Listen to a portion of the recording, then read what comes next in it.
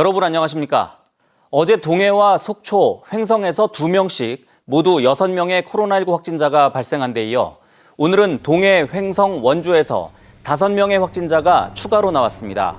동해에서는 한 집 한 사람 검사 받기를 통해 60대 1명이 확진됐고 자가격리 해제 전 검사에서 1명이 확진 판정을 받았습니다. 횡성에서는 1명이 발생해 역학조사가 진행되고 있습니다. 원주에서는 다른 지역 확진자와 접촉한 1명과 자가격리 해제 전 검사자 1명이 추가로 확진됐습니다. 이로써 도내 코로나19 누적 확진자 수는 1,700명으로 늘었습니다. 한 가구 1명의 코로나19 검사가 진행되고 있는 동해시에서 현재까지 10집당 2집꼴로 검사를 받은 것으로 나타났습니다. 동해시는 전체 42,306세대 가운데 지난 27일부터 오늘까지 8,400여 세대가 검사를 받아 20%의 검사율을 기록했다고 밝혔습니다. 동해시는 숨어있는 감염자를 찾기 위해 5개 권역으로 나누어 2월 2일까지 검사를 진행합니다. 입원 환자 가운데 확진자가 나온 횡성의 병원이 사실상 코호트 격리를 합니다. 이에 따라 다음 달 14일까지 환자 80여 명 가운데 거동이 가능한 환자는 집에서 자가격리를 하도록 퇴원시키고 나머지 환자들은 병원에서 격리합니다. 70여 명의 직원들 가운데서도 최소 인원을 제외하고 나머지는 자가격리 또는 능동감시로 전환합니다. 지난 30일 병원에 입원해 있던 80대가 확진된 이 병원은 이틀 동안 다른 환자와 퇴원자 등 385명을 검사한 결과 2명의 확진자가 더 나왔습니다. 오늘 새벽 원주의 한 재개발 지역에서 불이 나 다문화 가정의 일가족 3명이 숨졌습니다. 아랫집에서 시작된 불이 옮겨붙어 윗집에 살던 할머니와 손주들이 참변을 당했는데 피해 가정이 코로나로 실직한 가정으로 알려져 안타까움을 더했습니다. 이병선 기자가 취재했습니다. 어두컴컴한 언덕 위 하늘이 온통 시뻘건 불길에 휩싸였습니다. 성인 1명이 간신히 지날 수 있는 좁다란 골목길을 따라 소방대원들이 투입됩니다. 화염이 담장을 넘어 다른 집으로 번지는 걸 막기 위해 애를 써보지만 불길은 쉽사리 잡히지 않습니다. 불이 난 건 오늘 새벽 3시쯤 강원도 원주시 명륜동의 재개발 지역에 난 불은 주택 5채를 태우고 1시간 반 만에 꺼졌습니다. 아랫집 석유난로에서 시작된 걸로 추정되는 화만은 윗집에 사는 일가족을 덮쳤습니다. 목숨을 잃은 사람은 필리핀 국적의 73살 여성과 9살 손녀, 7살 손자 등 3명. 불이 났을 때 집안에서 잠들어 있던 할머니와 2명의 손주는 결국 불을 피하지 못하고 집안에서 숨진 채 발견됐습니다. 숨진 아이들의 엄마인 필리핀 국적 32살 여성과 아랫집 65살 남성도 화상을 입어 병원에서 치료를 받고 있습니다. 변을 당한 다문화 가정의 엄마는 코로나19 여파로 지난해 일자리를 잃었고 이후 한국인 남편은 생계를 위해 중국으로 떠난 상태였습니다. 불이 난 곳은 10년 넘게 재개발지구로 지정돼 있어 빈집도 많고 제대로 집을 고칠 수도 없다 보니 화재에도 취약했다고 합니다. 사실 이런 데서 사는 사람들이 없어서 이런 데서 사는 거지 진짜 죽지 못해서 사는 사람들인데 시에서도 나몰라라. 재개발 지역이니까 나몰라라.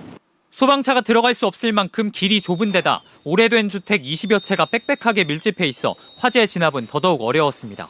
골목으로 해서 호수를 전개해서 여기까지 수관을 가져 올라오는 그게 좀 어려운 상황이었습니다. 그 비상소화전에서 호수를 연장을 해서 경찰과 소방, 국립과학수사연구원은 내일 합동감식을 통해 정확한 화재 원인을 조사할 계획입니다.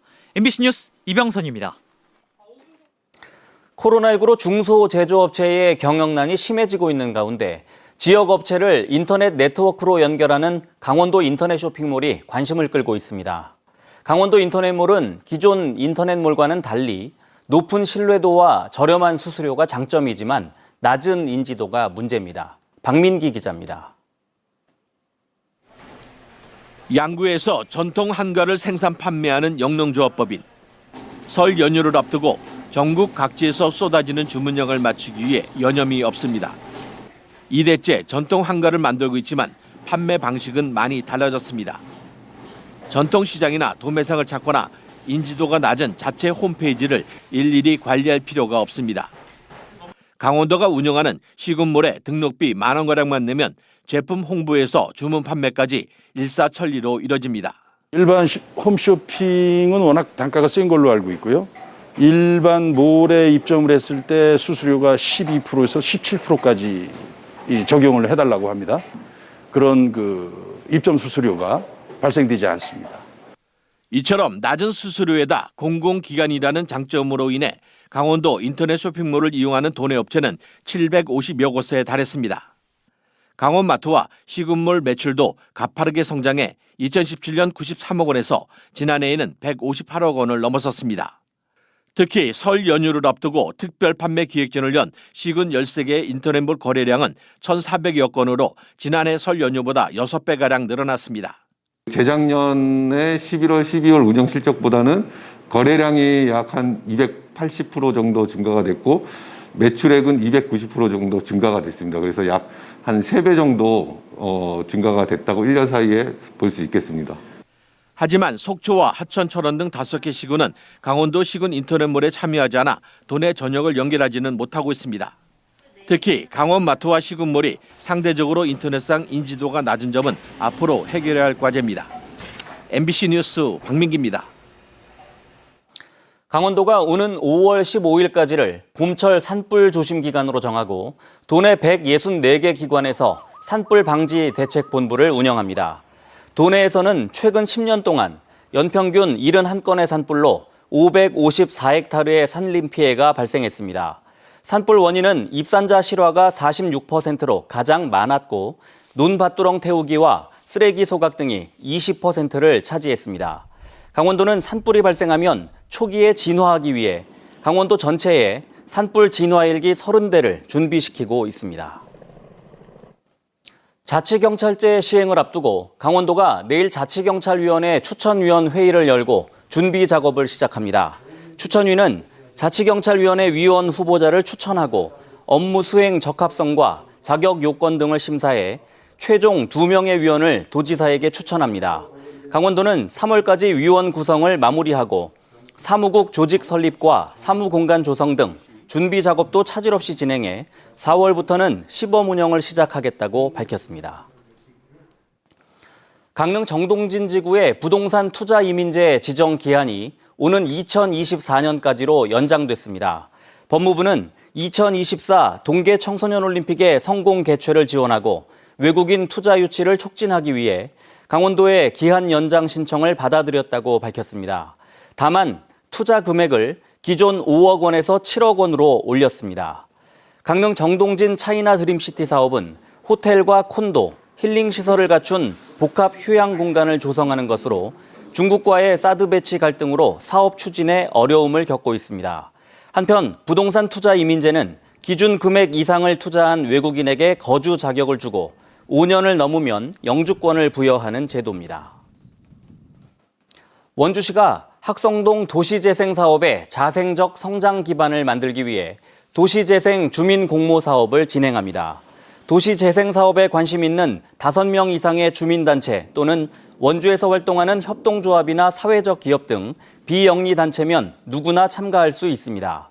환경 개선, 마을 교육, 문화, 홍보, 마을 경제, 콘텐츠 개발 등 도시재생 활성화와 관련된 활동을 구체화해 신청하면 됩니다. 선정된 5개 팀에는 800만 원씩 모두 4천만 원의 사업비를 지원합니다. 강릉 옥계항의 부두 기능이 강화돼 접안시설이 확충되고 배후단지엔 신산업이 육성됩니다.